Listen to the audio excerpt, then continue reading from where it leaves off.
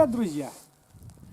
Вчера съездили в метель на речку, замерзли, а сегодня вторая порция, тоже вышли на улицу, а тут опять метель. И на каждом шагу застреваю, снег сырой, и буквально на каждом метре застреваю. Все-таки я думаю, что колеса мои слишком жестко накачаны. И сейчас вот померяем давление и попробуем спустить. И попробуем еще. Вот смотрите, как даже на ровном месте буксует коляска. Вот застрял и стою уже здесь. Вот. Просто вот нет ничего, чтобы его коляску держала, а она буксует. Еще так, я думаю, давление чуть жестковатые колеса. Сейчас мы быстренько это все померяем, спустим, попробуем, как будет ездить. Вот буксует на каждом метре буксует.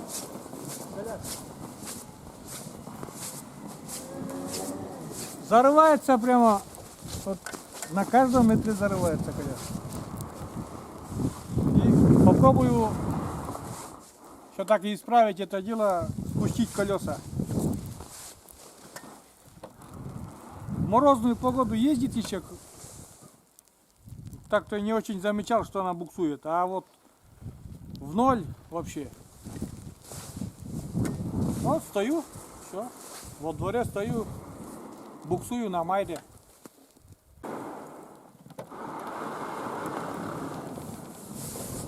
Снег сырой, правда, 0 температура.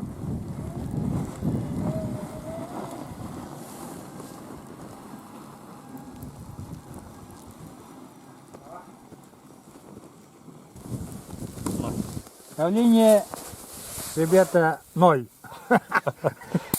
Что-то тут не то, конечно. Короче, манометр не работает. Короче, манометр не работает сейчас. Шарик, иди сюда. Иди ко мне. Да. Да. Ну, спустили мы это давление до единички. Но толку от этого, наверное, мало что стало, потому что так-то шины давление показывало где-то 1,5. Не так уж большое. Я думал, что там двойка или даже больше двойки. Ну не знаю. Сейчас вот еще раз прошвырнусь.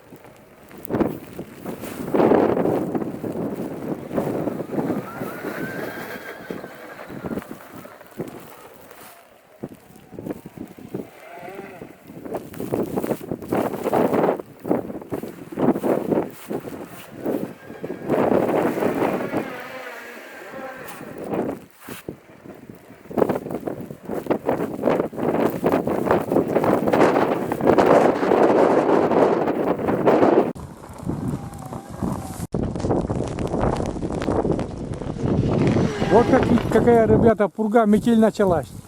Ничего не видать. И посмотрите на меня, во что я превратился. Вот. Посмотрите на меня. Дед Мороз. Такого не видели вы? Я